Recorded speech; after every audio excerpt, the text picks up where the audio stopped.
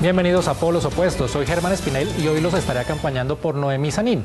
Uno de los puntos más polémicos del acuerdo de paz con las FARC parece resolverse en su primera parte. Les hablo de la forma como se escogerán los jueces que juzgarán a los guerrilleros.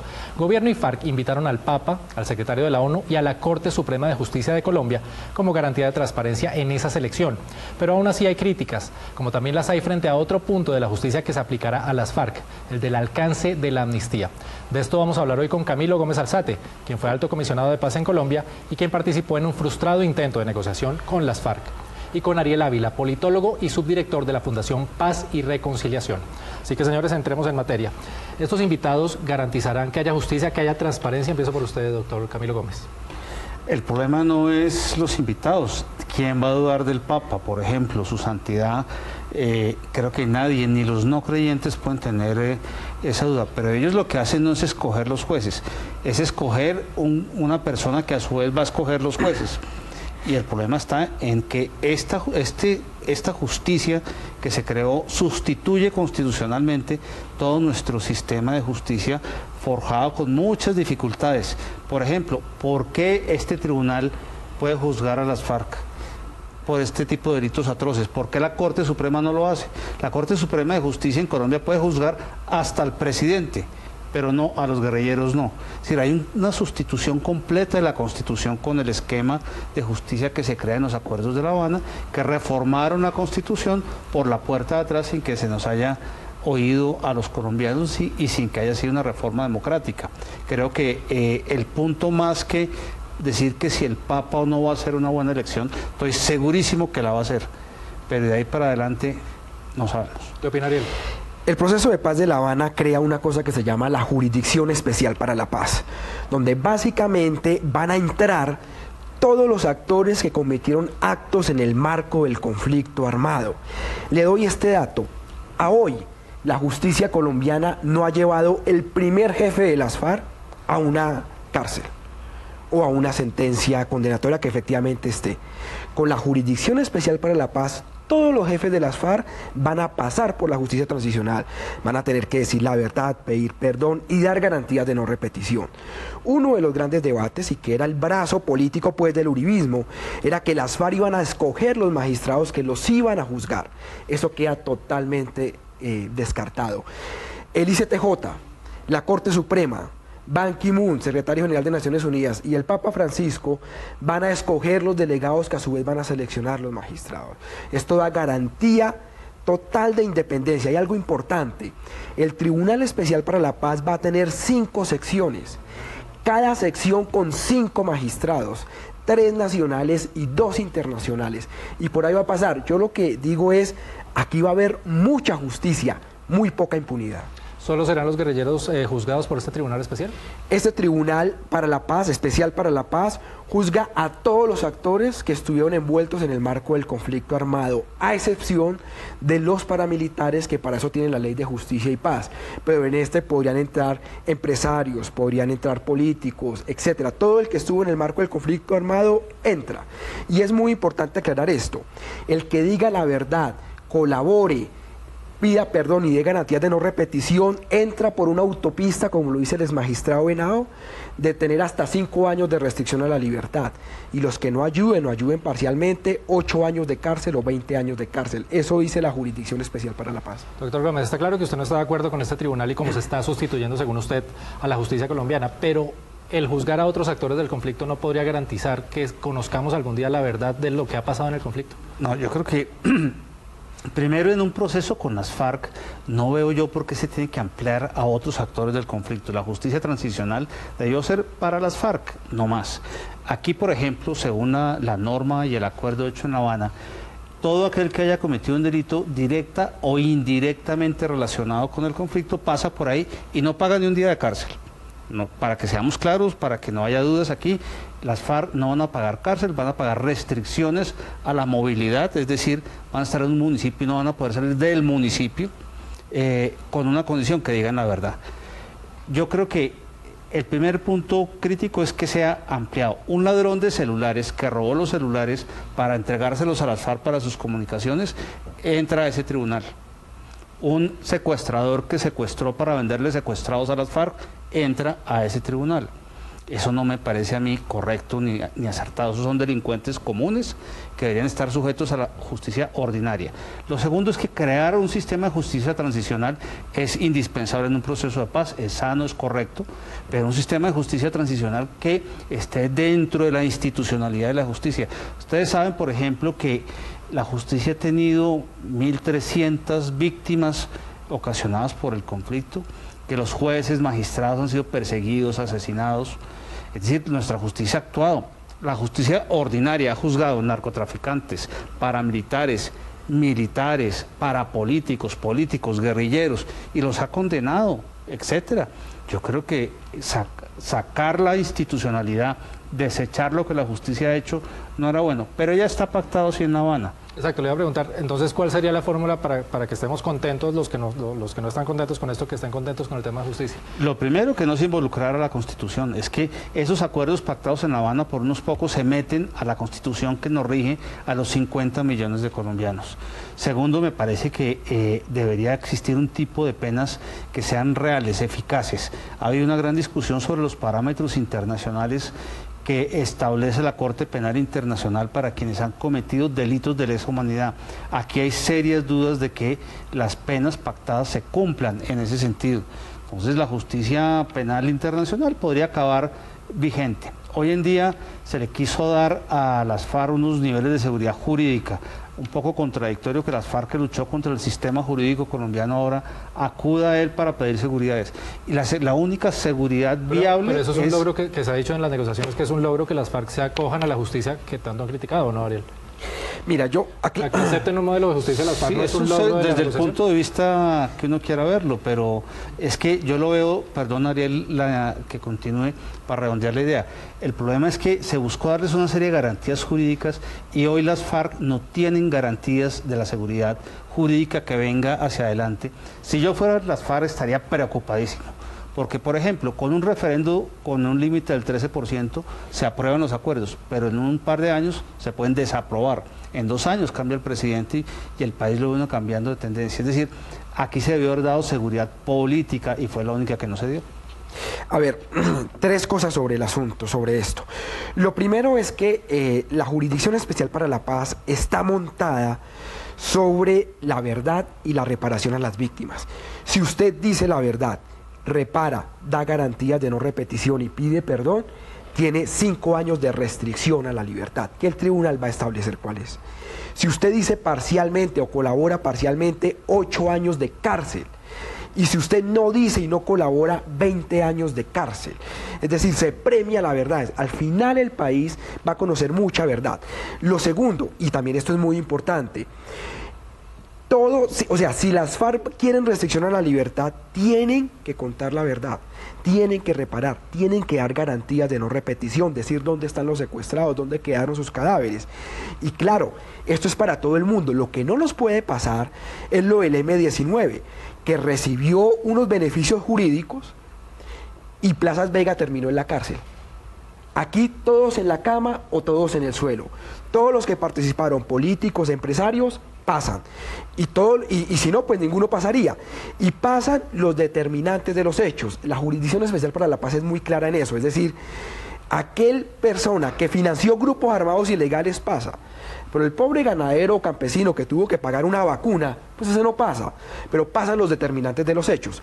Y lo otro que es muy importante es que el hecho que los acuerdos de paz entren como bloque de constitucionalidad garantiza que no los van a tocar más, que no les van a meter una comita ni por el lado de la FARC agregarle esto ni nada, sino que eso que se pactó es lo que entra. Después lo que el Congreso va a aprobar o desaprobar es la implementación, pero eso da esa garantía de seguridad. Ariel, ya vamos a seguir con esta discusión, vamos a hacer una pequeña pausa y ya seguimos con esto en Polos Opuestos.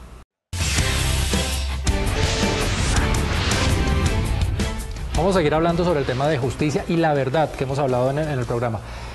Se va a conocer la verdad, los guerrilleros tienen garantías, decía el doctor Camilo Gómez que los guerrilleros en este momento no tienen garantías y no saben qué va a pasar a futuro y que un futuro gobierno podría tumbar estos acuerdos. ¿Qué opina usted de eso, Ariel? Yo creo que sí. A ver, aquí hay como 3 riesgos. El primer riesgo es el artículo 5 del Acto Legislativo para la Paz, que dice que nada entrará en vigencia hasta la refrendación de los acuerdos. Eso significa que una vez se anuncien los acuerdos habrá un tiempo muerto porque será muy difícil implementar cualquier cosa. Luego, el plebiscito, que es un asunto político. Si gana el sí, si gana el no, y por cuánto gana el sí o el no, darán. Y lo tercero es la seguridad jurídica de los acuerdos, que si gana el sí y gana bien, yo creo que sí hay una seguridad jurídica, porque eso entra como bloque de constitucionalidad, vuelvo y lo repito. Eso entra a ser parte de la Constitución, no se va a poder modificar nada. Efectivamente, como dice Camilo Gómez, es obvio que cualquier otro presidente puede llamar un plebiscito o un referendo a tumbar los acuerdos de paz. Pues yo creo que el costo político sería muy alto habiéndose aprobado y habiendo participado el Consejo de Seguridad de Naciones Unidas, el Papa Francisco, el gobierno de los Estados Unidos. Yo creo que se blindaría. Entonces, a hoy sí hay una inseguridad jurídica muy grande. Sin embargo, vuelvo y repito, una vez se apruebe el plebiscito, si gana el sí, si gana bien y si se firman los acuerdos, creo que esos riesgos se van a minorar. Bueno, vamos a seguir con el tema de la amnistía. Creo que usted tenía un pequeño comentario sobre el tema de la verdad, doctor Gómez. Sí. Antes de pasar a nuestro siguiente tema. Yo creo que aquí, independientemente de la discusión sobre la seguridad que tienen hoy las FARC, que es muy inestable, incluso aprobado el plebiscito, sigue siendo una inestabilidad muy grande. Hay un elemento que, así como he criticado el sistema de justicia en cuanto a magistrados, etcétera, también tengo que reconocer que es positivo, y es la Comisión de la Verdad. A la Comisión de la Verdad no se le está dando la importancia que tiene. Y la Comisión de la Verdad es la que le va a poder contar a los colombianos sin consecuencias judiciales qué fue lo que pasó. Ahí tendrán que pasar todos, guerrilleros sobre todo y no guerrilleros, a contar qué fue lo que hicieron en el conflicto, toda la verdad. ¿Y por qué le doy yo tanta importancia a eso? Porque el primer principio para que haya perdón de una sociedad es que haya verdad. Si no hay verdad, esto va a ser una cosa a medias y no va a funcionar el perdón. El perdón funciona si toda la verdad en esa Comisión de la Verdad opera correctamente. Y creo que ahí hay que tener una garantía fundamental, es que quienes compongan la Comisión de la Verdad tienen que ser escogidos sin sesgos ideológicos, sin tendencias políticas marcadas o mezcladas de todas las tendencias. Esto no puede ser una Comisión de la Verdad de la izquierda, porque todos estos acuerdos de justicia tienen además un tufillo a venganza aterrador. Yo estoy realmente preocupado porque uno ve que las FARC y ciertos sectores dicen, ahora sí tenemos con el acuerdo de justicia como clavar a X, a Y o X persona.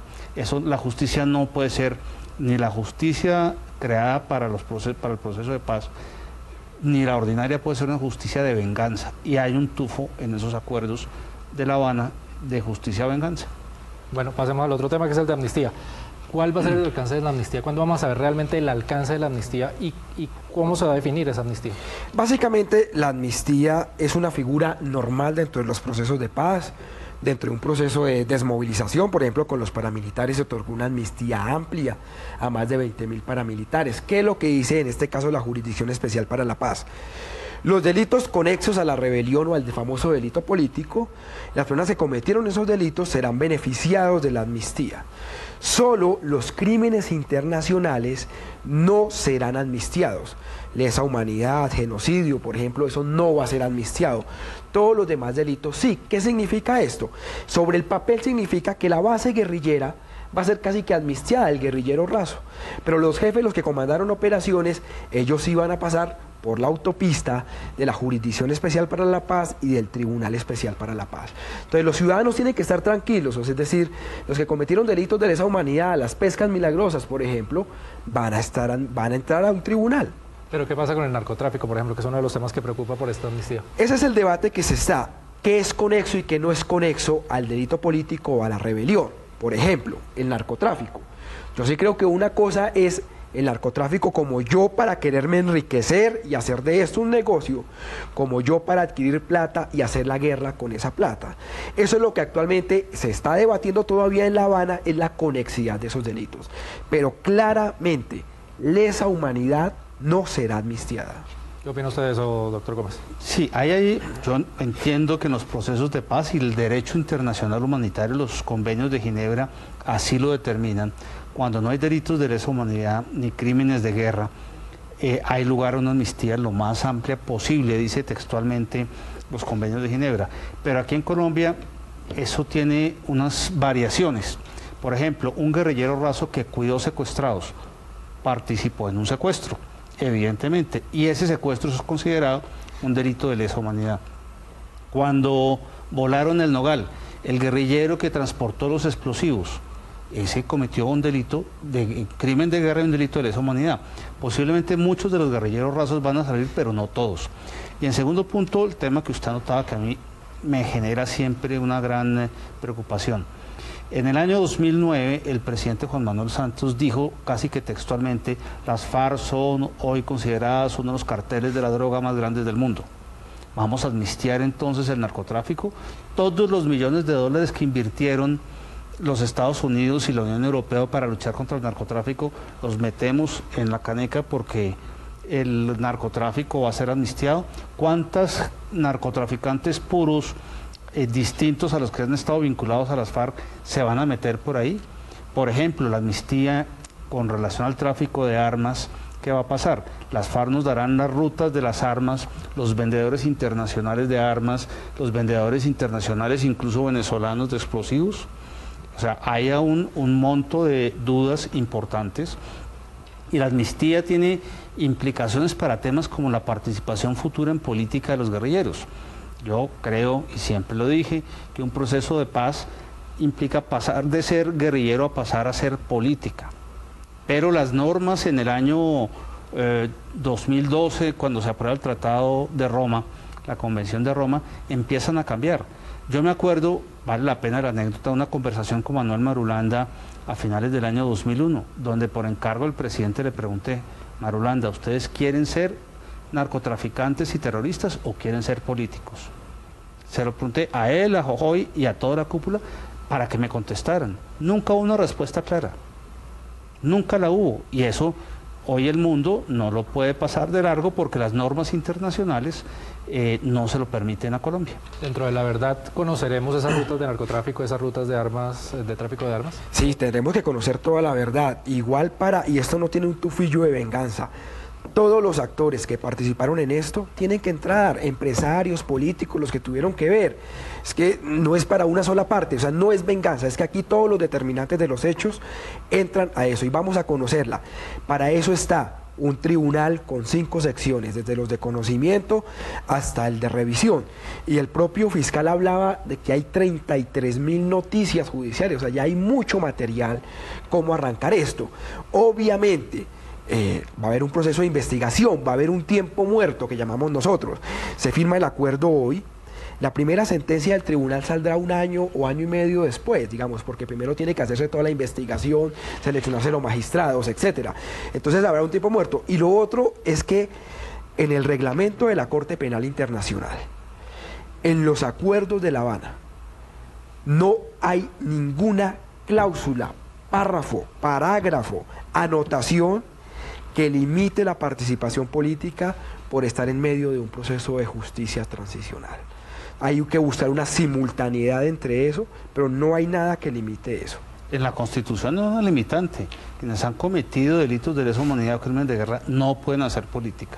Y está en el acto legislativo para la paz que propuso y aprobó el propio gobierno Santos. O sea, ahí tenemos una norma constitucional que tengo cierta duda si con la incorporación de los acuerdos queda derogada. Es decir, Ariel le quiere contestar, pero va a ser en unos minutos en una nueva pausa que vamos a tener. Ya volvemos.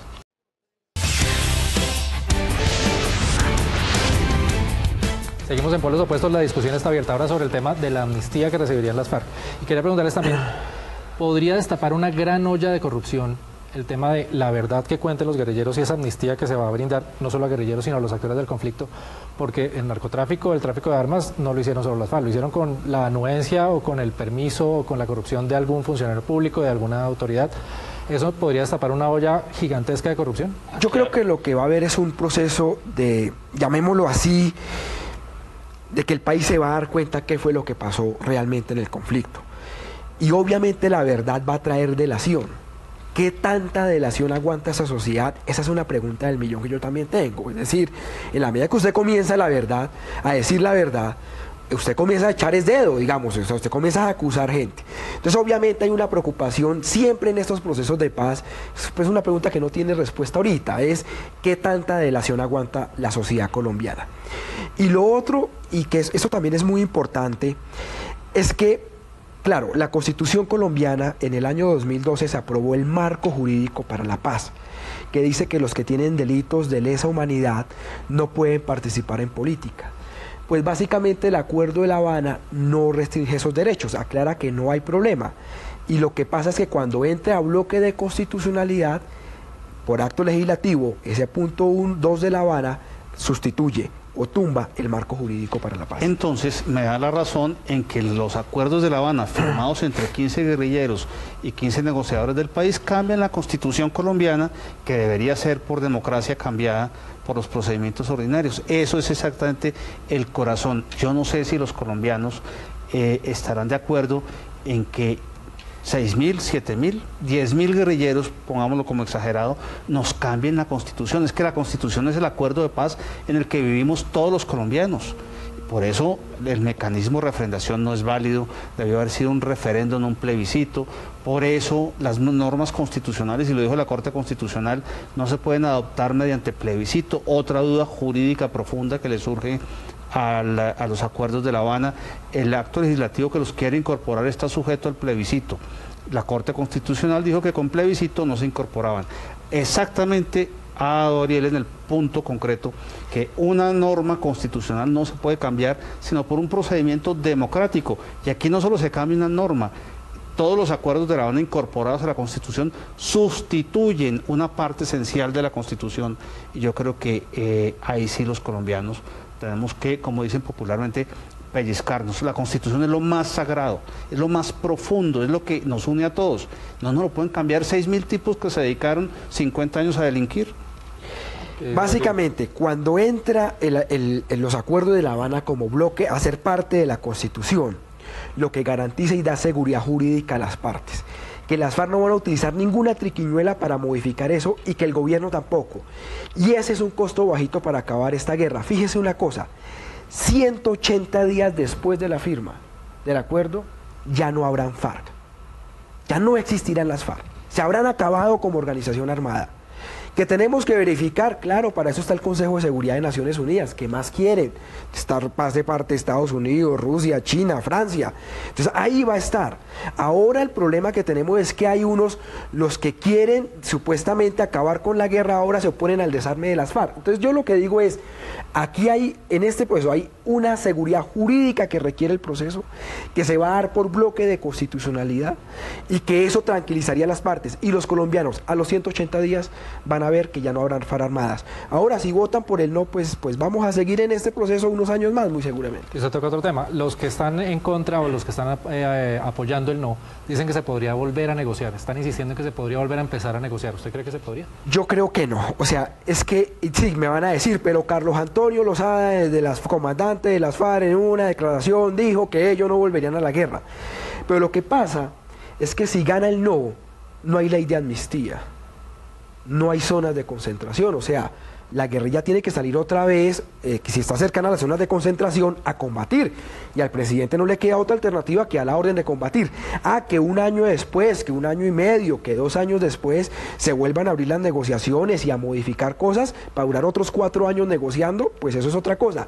Pero el efecto inmediato que gane el no es la guerra. O sea, así Carlos Antonio Lozada se quede en La Habana o bueno, en Villavicencio y no vuelva a la guerra, no hay otra forma, porque es que la base guerrillera no tendría ley de amnistía, no tendría ninguna garantía, entonces no queda otra cosa que volver a la guerra. Esa es la conclusión pragmática sobre el territorio. Nos queda menos de un minuto, doctor Gómez, pero ¿usted qué opina de esa fórmula, de lo que están diciendo? El uribismo está diciendo eso. No, si gana el no, se podría reabrir la negociación. No, no solo el uribismo, es que lo dijo las FARC. Si gana el no, aquí seguimos sentados y no nos vamos a la guerra. Pero además piense, de todas maneras, los cálculos oficiales cuentan que más o menos el 50% o el 45% de las FARC no se va a desmovilizar. Igualmente sigue el negocio, porque aquí hay algo de fondo que se llama el narcotráfico, que sigue siendo el motor del conflicto, y me parece que le hace falta muelas en estos acuerdos la lucha contra el narcotráfico, y creo que ahí es donde el país va a seguir teniendo problemas.